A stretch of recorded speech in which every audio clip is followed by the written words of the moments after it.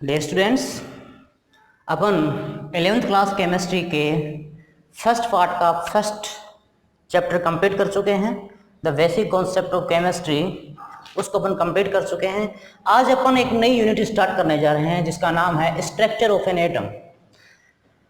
तो पहले अपन ये डिस्कस कर चुके हैं कि एक एटम क्या होता है, और अपन इस एटम के बारे में ये भी पढ़ चुके हैं कि the smallest and the ultimate particle of an matter वो एटम होता है, और atom can not be divided further more. Generally क्या था कि जब 18th और 19th सेंचुरी से पहले जब केमिस्ट्री ज़्यादा डेवलप नहीं हुई थी, तब एटम को एक अल्टीमेट पार्टिकल ऑफ मैटर माना जाता था। डाल्टन ने ये कहा था कि atom is the ultimate particle of an matter और atom can not be divided further more into the different sub particles.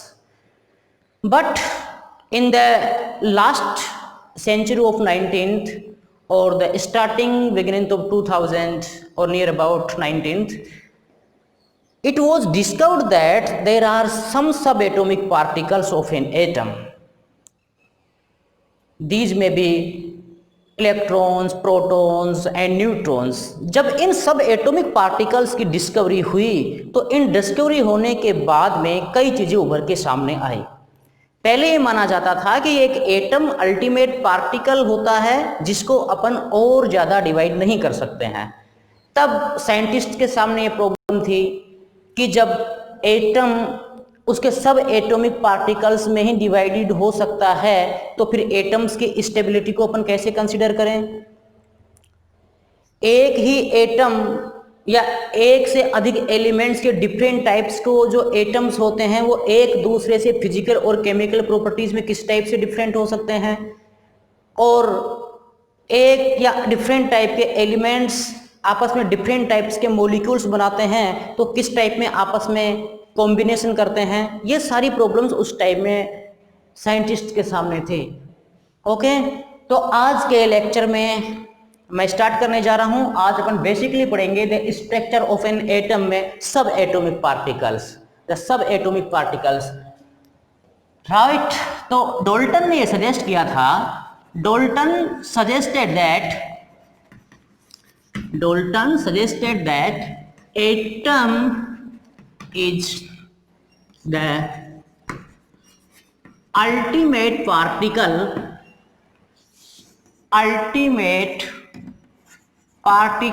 of a matter। But जैसे ही केमिस्ट्री डेवलप हुई, इन्वेंशन हुए, तब ये पता लगाया गया कि एटम्स को भी अपन फर्दर डिवाइड कर सकते हैं। तो atoms after discovery, after invention or more developing, it was found that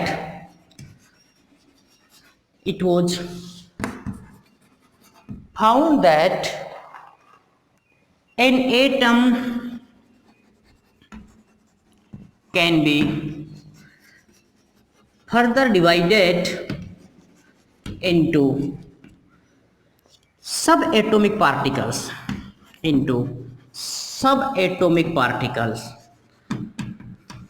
और ये सब एटॉमिक पार्टिकल्स जो हो सकते हैं वो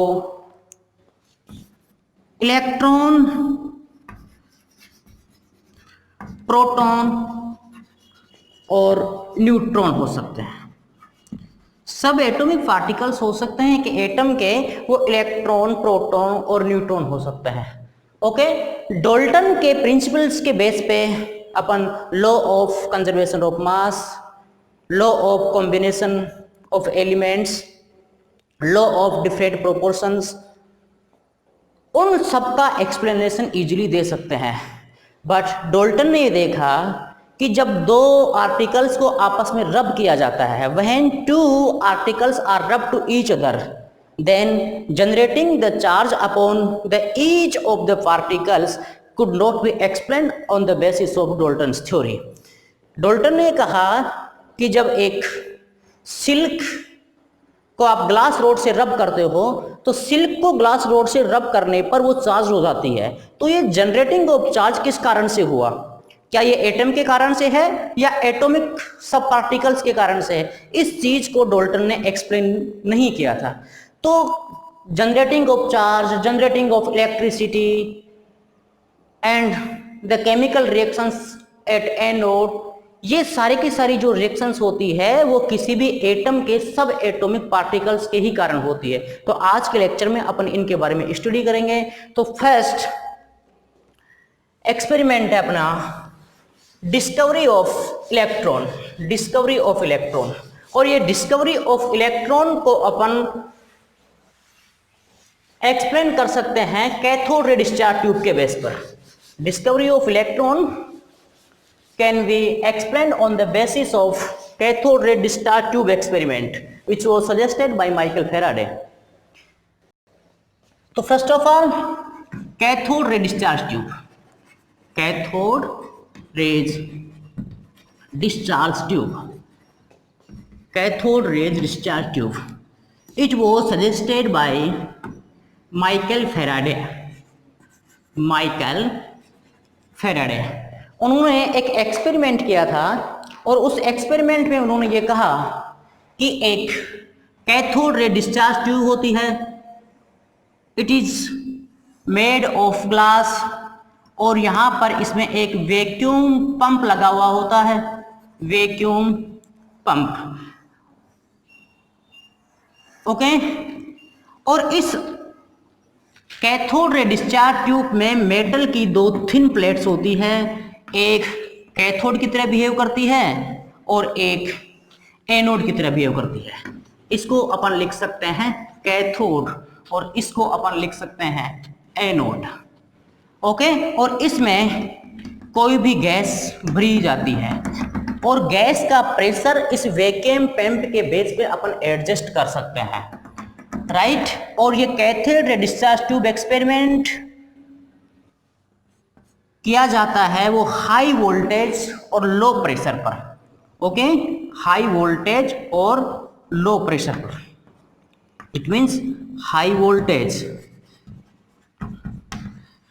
and low pressure, high voltage and low pressure. एक बार इसका जो फिजिकल सेटअप मैं एक्सप्लेन कर देता हूं। This is cathode ray discharge tube experiment, in which this is a cathode ray tube which is made of glass containing two thin layers of metal, in which one is cathode and another one is anode. और इस anode के पीछे एक fluorescent substance की coating की हुई होती है। इस एनोड के पीछे एक फ्लोरोसेंट सब्सटेंस की एक कोटिंग की हुई होती है, और ये फ्लोरोसेंट सब्सटेंस जो हो सकता है वो जिंक सल्फाइड हो सकता है, ओके। और ये प्रैक्टिकल जो किया जाता है या एक्सपेरिमेंट जो किया जाता है वो हाई वोल्टेज और लो प्रेशर पर किया जाता है, राइट। और इसमें कुछ गैस भरी हुई होती है जिसका गैस का प्रेशर अपन वैक्यूम पंप के बेस पर एडजस्ट कर सकते हैं। This is the physically setup of cathode ray discharge tube experiment, okay. तो सबसे पहले माइकल फेराडे ने क्या किया, जब हाई वोल्टेज पर और लो प्रेशर पर इस एक्सपेरिमेंट को ऑब्जर्व किया तो उन्होंने ये देखा कि कुछ पार्टिकल्स कैथोड से निकलकर एनोड की ओर ट्रैवल कर रहे हैं, कुछ पार्टिकल्स हैं वो कैथोड से निकल करके एनोड की ओर ट्रैवल कर रहे हैं। तो फर्स्ट पॉइंट इसका अपन लिखेंगे, this experiment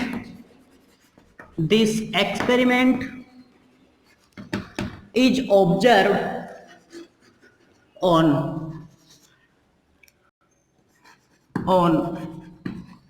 high voltage and low pressure,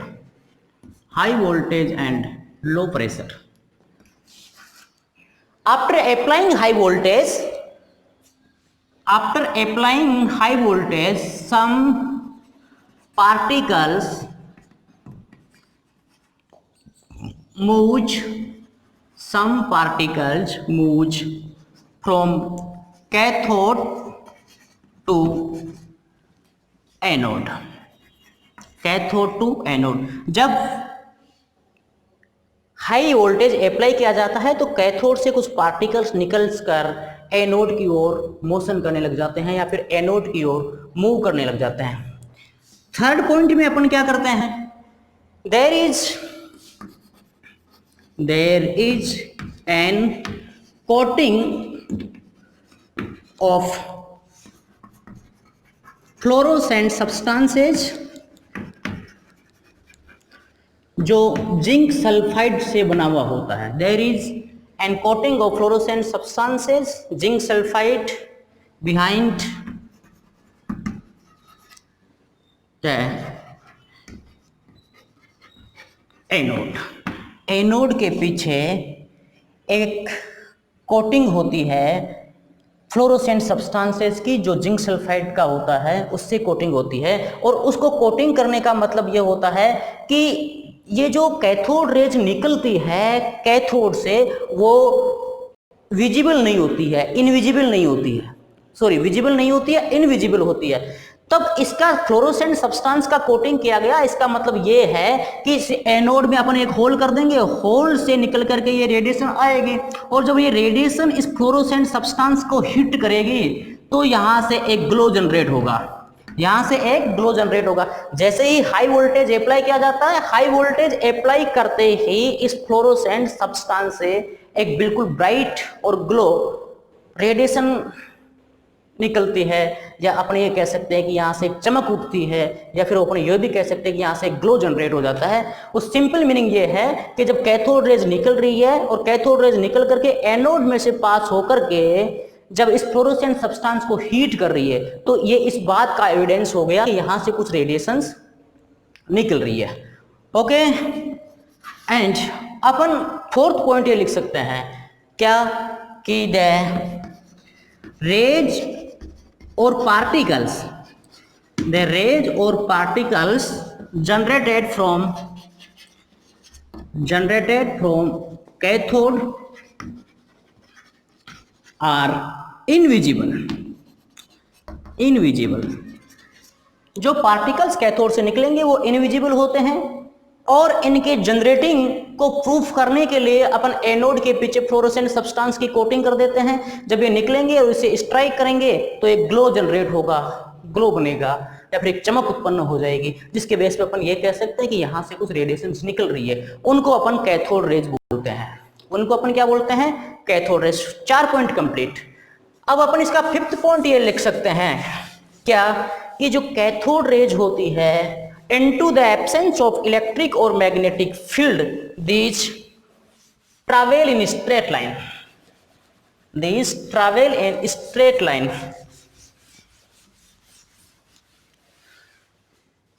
Fifth point, into the absence of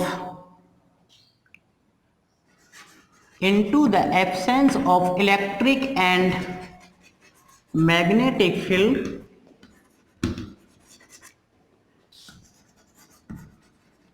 cathode rays, और अपन ये कहें कि ये particles,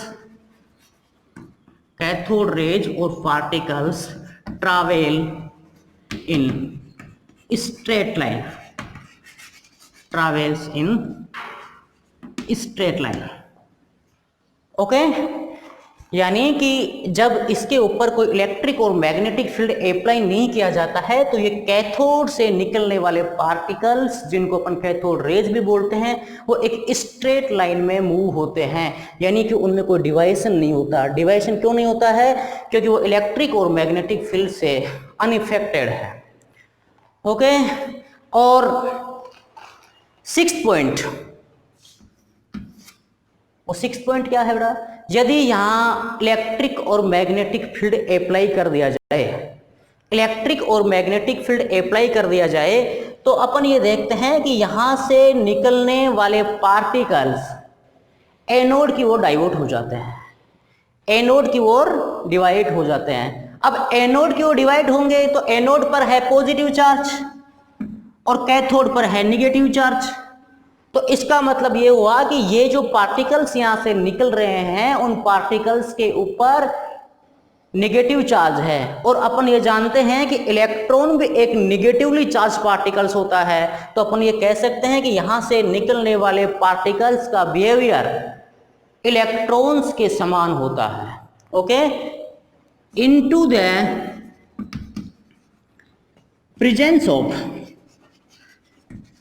presence of electric and magnetic field, into the presence of electric and magnetic field, it was observed that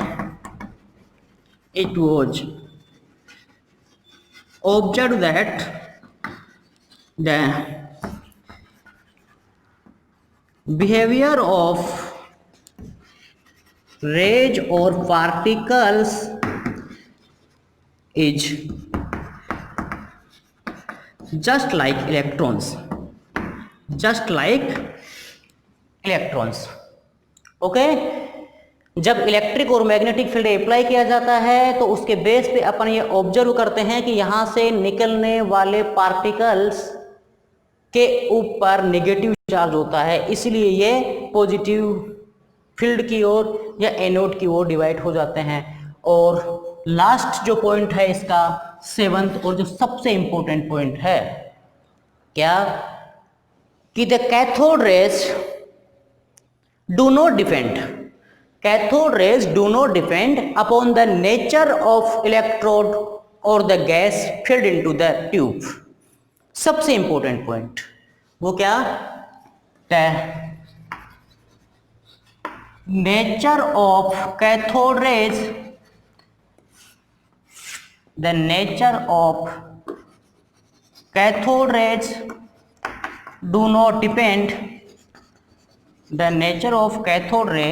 do not depend upon the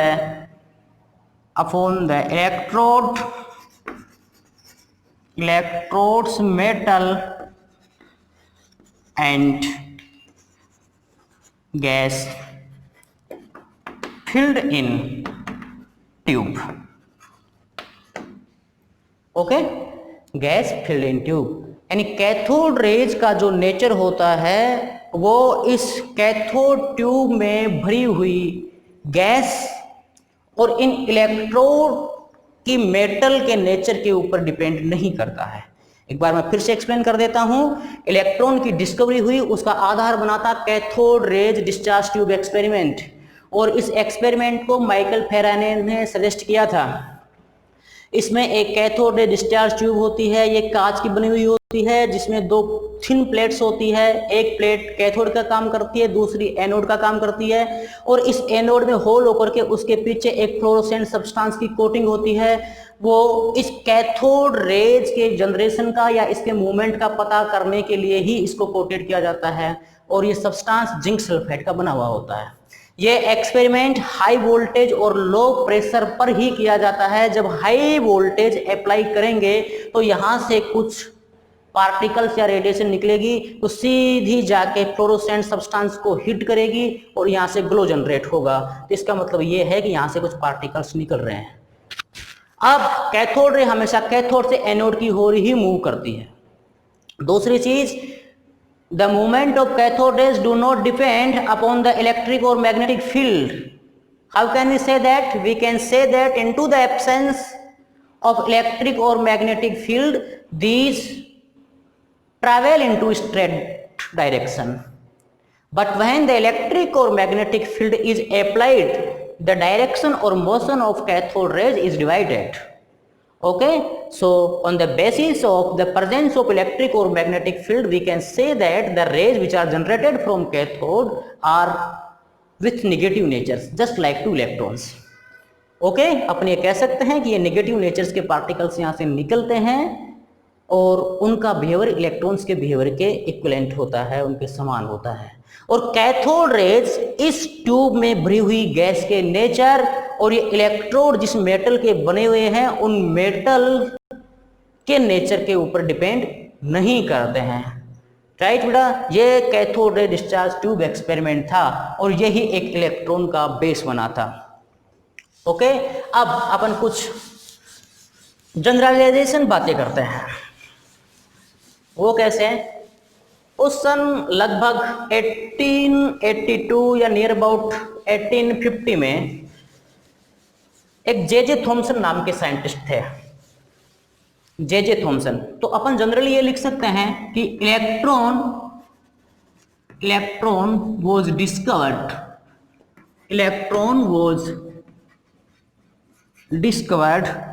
by J Thomson.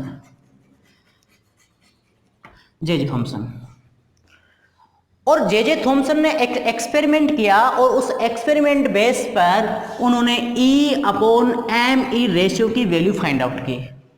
E/m/e ratio, E it means the charge on electron and me it means the mass of an electron।